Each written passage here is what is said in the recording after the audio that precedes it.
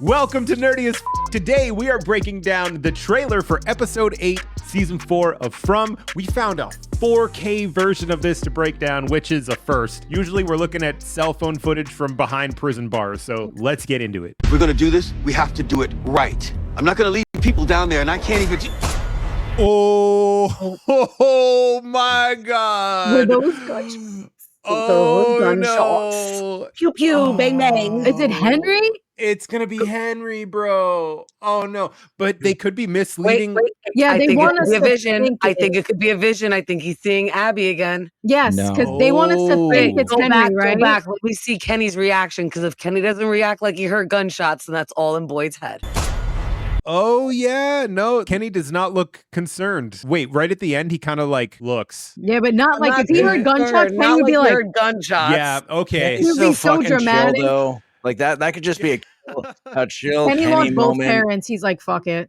He's literally seen both his parents gutted. He's like, I have no nerve endings left. Nothing surprises me. Yeah. If What- they die, they die. My guess is it's Victor teaching Ethan how to shoot a gun. Oh, like you need to know Like this type vibe. Yes. Okay. I love like that. that. I love it. You're saying you saw... Tanner called it last week. He said they're going to start burning the bodies. Yeah, I love that for them. Yeah. Finally. Come You're up on. there. Up top, Tanner, My up God, top. they should have always been burning the bodies. The amount of labor that would go into dig out graves and put these people in the ground, and why? To keep animals from getting at them. What animals? A dog? Some birds? Just a dog. Alma's gonna go after it. Don't ask me why I know this, and please don't arrest me. It's not very easy to burn a body completely. I guess you could burn it to the bone, but then you still got bones chilling around. It actually takes like a good amount of effort and fuel. So Don't want to know how you know that, but I kind watch of a lot of Text me murder after. mystery docs. What I find crazy is where they're burning it. I think that's what bothers me. Like, you ran out of space in the cemetery. That's what they were talking about Yes. before, right? But still, the church grounds are nowhere near a colony house. Why are you burning it there? That is way too close from where the last incident happened. Drag that shit to the other side of town and light it on fire over there. I would not want to be hauling that thing farther than how far I would have to. Like, how far do we got to go? 50 feet? Let's do this. He might wake up again. You saw Kenny in trouble. I didn't just see him, Boyd. It's like I was there. So right after that, Fatima, sticking with the theme of the last couple episodes, which is talking about the things that you go through. Yay. I'm They appreciating They this. gave Donna a cane. She's out of Yeah. bed. She's allowed to get out of bed. She's got a cane. Yeah, she's got a cane. I love that Kenny got his heroic moment last episode. I think, though, narratively, it would have made more sense for Ellis to be the one in danger, because that's Fatima's husband. She's got the most, she should be connected to that guy. Her and Kenny, they know each other. It's not like they're the closest of friends. So that felt weird to me. It would have made more sense for Ellis to be out there and then for her to see that. But again, getting that guy to do anything dangerous is... Yeah, there was no shot he was going out there. That's what it was. It wasn't realistic enough. They knew people wouldn't believe, like, Boyd wouldn't let that happen. I also don't think that it could have been Ellis, because there's no way Boyd would have seen all that play out the way it did and would have stayed inside, and no way can Kenny have holding him back. He would have went out. So it would have been a whole different situation. For it to have actually worked, it needed to be Kenny. And I think the point is not so much that it mattered that it was Kenny. It's just a life, like, right? She feels and knows it's a connection to Smiley, and he's obviously attacking somebody that she knows, period. Yeah. Some part of their crew. I think from a writing perspective, too, it was a nice way to be reminded, probably before some sort of satisfying conclusion to this arc, that Smiley killed his dad, right? Yes, And he then- said all the things, yeah, like, no, all this the is bad, sounds yeah. he was making, right? Yeah. And then somewhat Makes responsible sense, too. for Tien Chen. So it was a nice reminder, I guess, to the audience of like, Kenny's got a bone to pick. You know what? Let's see what our audience thinks. If you guys think it should have been Ellis out there, put it in the comments. If you're happy to see Kenny out there fighting the good let us fight, know. put it in the comments. I think Call everyone to loved action. seeing Kenny. I think they loved it. Call to action. Drop a big fat L in the comments for Ellis. I want him to teach me how to survive when I'm alone. You're not going to be here alone, Ethan. You don't know that. Wait. Right, you Tanner don't could know have been that. bang on with his idea that it was or Victor teaching Ethan how to shoot. Yeah. That's crazy.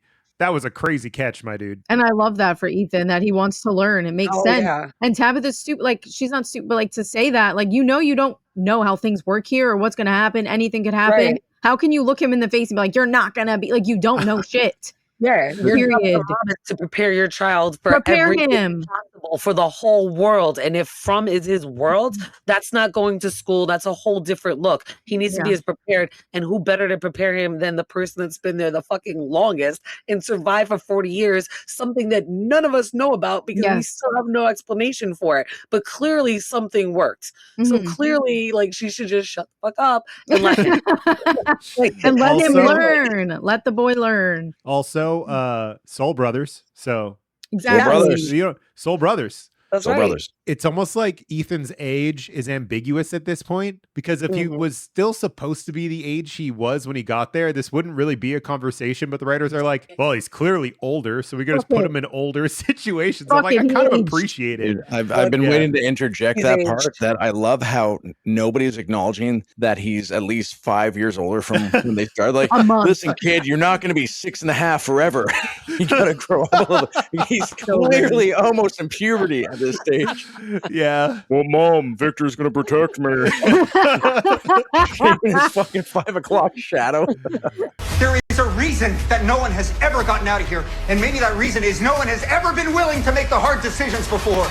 Fuck Oh, yes, fuck, Jade. yeah. It's the On that one. truth. It's the truth. I see a lot of theories going around right now that they're afraid for Jade because this is what he did in the past. Like, he told everyone what was happening, and then the townspeople turn against him. Where I feel like he's doing the opposite right now. I don't think regular Jade does this. I think he tries to keep this information and solve it on his own. Ends up getting killed by the town because he's cagey and keeping secrets and blah, blah, blah. But I feel like Jade being open with the rest of the people in the town is probably the difference that is going to help them leave, I would assume. Yeah. And this I agree. town, like this group's connection, I feel like I'm hoping they're more connected than people have been in the past. Like, we don't know if Miranda and Christopher were that close, if they ever like worked together on anything. Like, I think that's what this group has that maybe they didn't have in the past, was like a Tabitha and a Jade that actually like each other or like can work together. One of my favorite episodes of Lost, I literally named a song after it. If you can't live together, you're going to die alone. And I feel like that is literally the theme of this show. I think I've said this before, maybe not on this channel, but like the ultimate conclusion of this, I feel like will be that decision. Is like Boyd making that decision of like, does he sacrifice himself for everybody else, or does he sacrifice everybody else for himself kind of vibe? I agree too. Somebody's going to have to make a sacrifice. I think that's exactly what it is, but it's not the sacrifice that every cycle usually makes. I'm just right? going to put this out there. It is going to be the sacrifice of the original timeline. Going back, saving these kids means that everyone who's ever wound up in Fromville no longer exists. You're going to wipe out all these family timelines because the resurrection of Tabitha and Jade is a glitch in the Matrix. And Boyd is probably going to find a way around that. I think that is his whole purpose, is to circumvent whatever cycle wheel thing they have going on there. And Boyd is going to find a way around this. And I can't wait till we find out that Jade and Tabitha were the original people that wanted to sacrifice the kids. I think this is where this whole, like, your memories and knowledge, it's painful. It's going to be painful to unlock. Like, oh, okay, what's so painful about it? Oh, you were the ones that wanted to sacrifice your kids. I think that's what they're going to find out. And then that might be endgame for Jade. I think that the man in yellow and the ballerina entity are a couple, because we see a lot of duality and balance, and there's been a lot of couples. And I think that they sacrificed their childs as entities, or that's what happened. I think their child is the boy in white. You see, I had one that was like, that's Tabitha and Jade's OG self's son that they did manage to save. I kind of like that.